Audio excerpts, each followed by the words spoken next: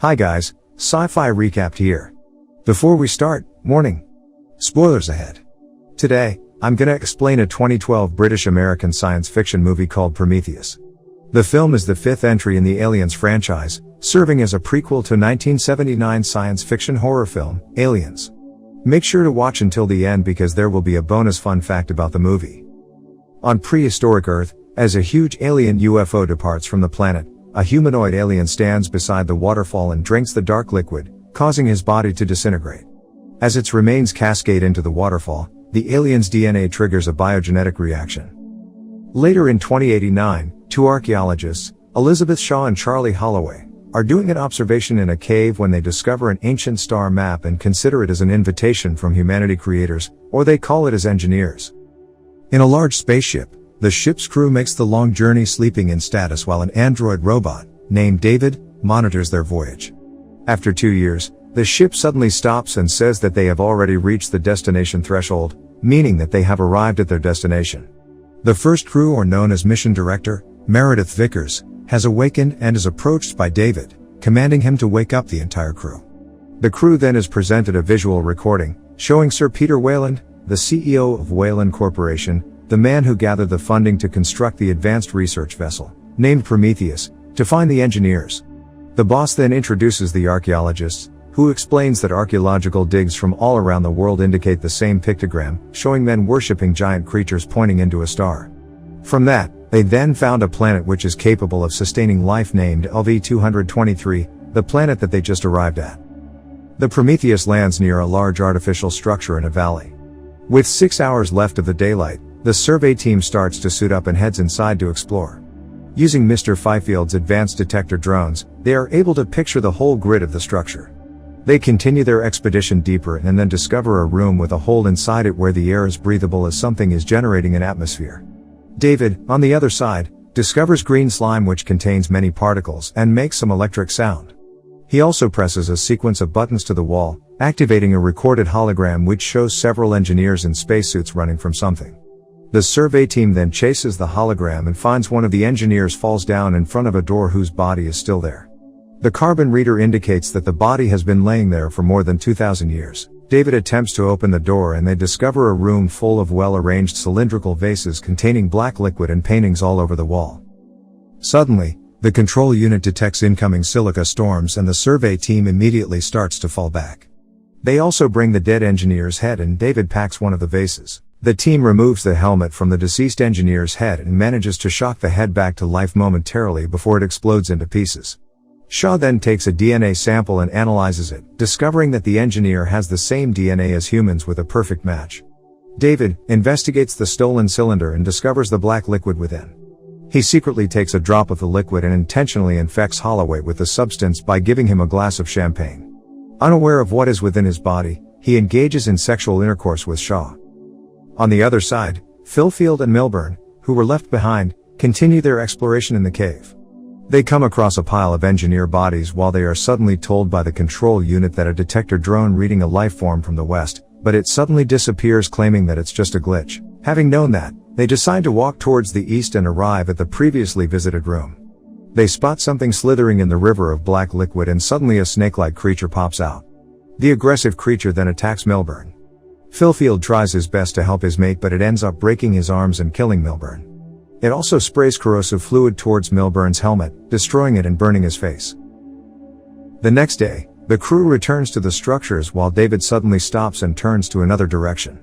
He then discovers a room containing a surviving engineer kept in a status. He attempts to press the buttons, causing a chair to swivel out and commencing the engineer's hologram. An engineer is spotted playing a flute and suddenly a huge space map appears, highlighting Earth as its next destination. On the other side, the crew finally finds Milburn's corpses, but Holloway's condition is getting worse as the side effect of consuming the black liquid. They then rush back to Prometheus. Vickers is already waiting for them, preventing Holloway from getting into the ship. Equipped with flamethrowers, she finally burns him to death. On the ship, Shaw is being examined by David who reveals she is 3 months pregnant. That's quite odd as they only had the intercourse 10 hours ago. Feeling something is wrong with it, she insists to get it out immediately, but David suggests putting her into a cryostasis until they reach Earth. While she is going to be taken, Shaw fights back, manages to run away and performs a self-surgery with a medpod. Surprisingly, an octopus-like alien is extracted from her belly. Shaw manages to escape from the pod and traps the weird creature there. The control unit detects that Philfield's monitor just popped up and finds that he is actually standing outside the ship. With that monster face, he becomes much stronger and attacks the ship crew. They finally manage to take him out by burning him with the flamethrowers. On the run, Shaw finds out that Weyland is still alive and was on the ship all the time. He explains that meeting the makers or the engineers could help him to cheat death in some way. But, Shaw urges that they must leave because the engineers are not what they are thinking, they kill people. He refuses as they have been so close to meet them and this will be their only chance. While dressing up, Shaw meets the Prometheus captain, Yannick, who speculates that this planet is not their home and the structure was part of an engineer military base that lost control of its biological weapon, the mutagenic black liquid. Vickers warns the CEO that he will die if he goes to the structure. There, it also reveals that the old man is actually her father. They then return to part of the structure David had visited before, coming across thousands of the cylindrical vases. Given the live stream from Shaw's camera, the control room discovers that the room is actually a spaceship. David reveals that the engineers were heading to the Earth to destroy humanity because, sometimes to create, one must first destroy. They attempt to awaken the surviving engineer. As he wakes up, David speaks to him to explain what Weyland wants. Unfortunately, the engineer responds by decapitating David, killing Weyland and team. Shaw manages to escape, but the engineer touches a ball of green energy, activating the spaceship and bringing out a weapon-like chair. He sets the course back to Earth to continue his mission to destroy humanity and the ship starts taking off. On the other side, Shaw urges Yannick to prevent the alien spaceship from flying even further. Convinced by Shaw, the captain manages to stop the ship by crashing it with the Prometheus, killing himself and his remaining crew. Only Vickers who manages to escape from the ship, ejecting in an escape pod.